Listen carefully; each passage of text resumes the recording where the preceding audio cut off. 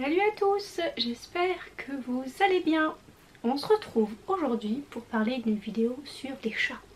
Connaissez-vous vraiment ce qu'il y a derrière cet animal? On va donc parler d'étymologie, de superstition et de croyances autour de cet animal.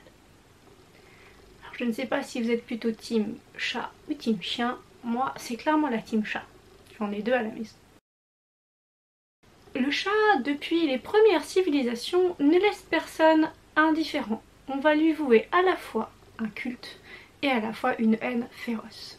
En Égypte, il est vénéré comme un symbole de sérénité. Il est littéralement un dieu vivant et va être momifié, et ce jusqu'au 4e. Les chats sont considérés comme des mangeurs de chagrin et vont pouvoir avoir 9 vies chez les Égyptiens contre 7 vies en Italie et dans les pays arabes. Dans les pays arabes d'ailleurs, le chat est en général bénéfique, sauf le chat noir. En Perse, le chat noir est en général signe d'un djinn malfaisant. En Chine, le chat est globalement vu comme un animal bienfaiteur. Au Japon, le chat protège les manuscrits sacrés, notamment dans les temples de Gotokuchi. On peut trouver le sanctuaire de Maneki-neko. Le chat porte bonheur. Quand sa patte gauche est levée, il porte chance dans les affaires. Si c'est la patte droite, il porte chance en général plutôt dans la fortune. Le chat est étonnamment peu présent dans les textes chrétiens. On peut voir quelques sculptures et gargouilles sur quelques églises de France, notamment des églises romanes, à Albi, à Rodez, à Saint-Pierre de Poitiers, à Saint-Omer. Léonard de Vinci va faire une Madone au chat. Ce n'est pas la plus connue. Au Moyen-Âge, on pensait que le chat portait un cheveu du diable dans la queue. Donc au Moyen-Âge, on va vraiment haïr le chat. Il va représenter une figure diabolique au moins jusqu'au XVIIIe siècle, et ce, dans toute l'Europe. On va considérer que le chat noir est un animal envoyé par le diable, et on va même lui donner le nom de Mandagote ou de Matagote, c'est-à-dire celui qui apporte de l'or à son maître. Donc il y a un lien entre la fortune, l'argent, le chat et le mal. En 1903, on peut trouver une légende à Quimperlé qui nous parle d'une tempête qui aurait été provoquée par un chat noir, qui était le serviteur, donc un matagot. Il aurait fait gagner beaucoup d'argent à sa famille, mais ayant été battu, il serait venu pour se venger par cette tempête. En Bretagne toujours, on dit que le diable va garder les trésors sous la forme d'un chat noir. En Allemagne, la déesse Freya allait sur un char attelé par des chats noirs.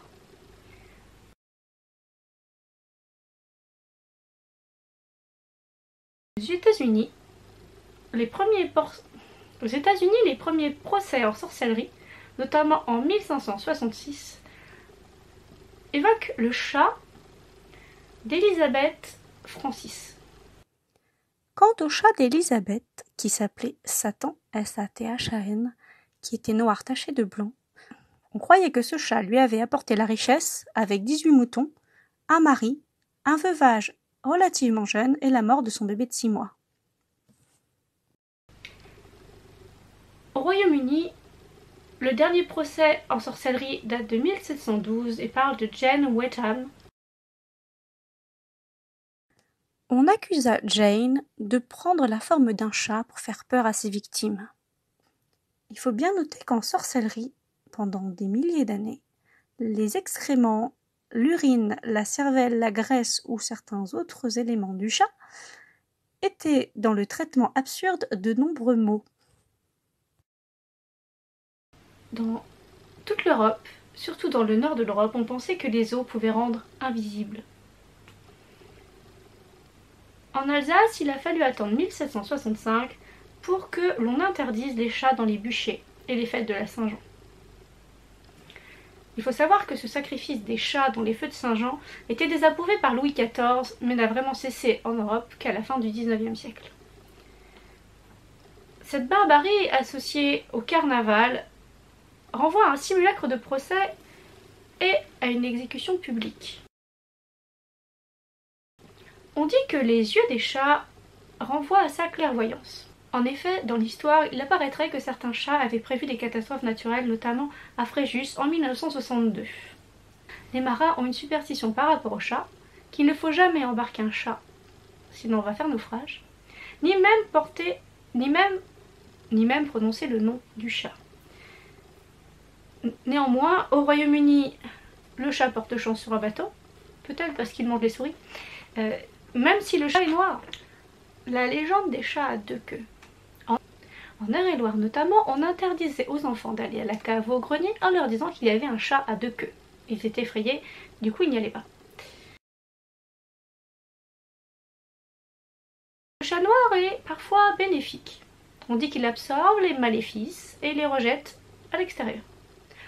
Le roi Charles Ier était toujours accompagné et protégé par son chat noir. Et étonnamment, il serait mort peu à peu la mort de son chat en 1649. Le chat est également lié à la météo depuis très longtemps, notamment grâce à sa patte. Au Royaume-Uni, on dit qu'un chat noir apporte de nombreux amoureux à une jeune fille. La présence d'un chat dans un théâtre est parfois même souhaitable. En Europe, les chats tigrés, les chats gris sont bénéfiques, ainsi que les chats de 3 couleurs, donc a priori des femelles. De façon générale, le chat purifie les maisons en absorbant les mauvaises énergies. Et donc tuer un chat porterait malheur dans beaucoup de traditions. En Provence, c'est 7 ans de malheur. Et en Sicile, si vous maltraitez un chat, vous risquez une mort cruelle. Il est arrivé en Europe que l'on emmure des chats vivants afin d'assurer la protection du bâtiment. On en a retrouvé notamment à Saint-Germain-en-Laye lors de la reconstruction du château, mais également à Paris et au Royaume-Uni. Cette pratique s'est pratiquée jusqu'au XXe siècle. Au Moyen-Âge, on pensait que manger de la viande de chat vous rendrait paralysé. Ça évitait ainsi la mort à ces pauvres bêtes qui étaient déjà passablement maltraitées. On peut trouver des chats dans la littérature, dans l'art en général. La plus lointaine figure artistique va être la déesse Bastet, donc la déesse chat des Égyptiens, c'est dur à dire. Dans la littérature également, on va trouver le chat botté de Perrault et plus récemment le chat de Guy Luc. Particulièrement la figure du chat dans les fables de La Fontaine. On peut y trouver le chat Raminagrobis, Grippe Fromage ou Grippe Minot. La plupart de ces chats sont assez perfides. Dans les dessins animés, les chats sont nombreux, parfois méchants, parfois un petit peu fripons.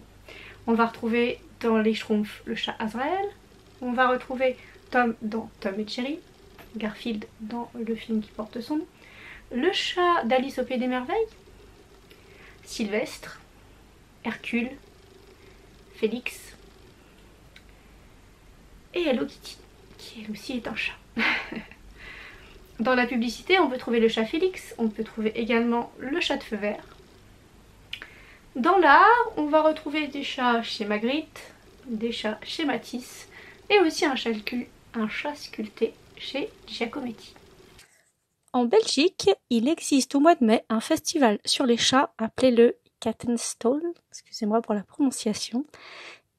Autrefois, on jetait des vrais chats du haut du beffroi pour porter bonheur. Rassurez-vous, aujourd'hui, on ne jette que des peluches. Par ailleurs, je vais bientôt sortir une vidéo sur les superstitions et les expressions liées aux chats. Donc, j'espère que cette petite vidéo sur les chats vous a apporté quelques informations et que cette vidéo vous a plu. Je vous dis à très bientôt dans une prochaine vidéo. Ciao!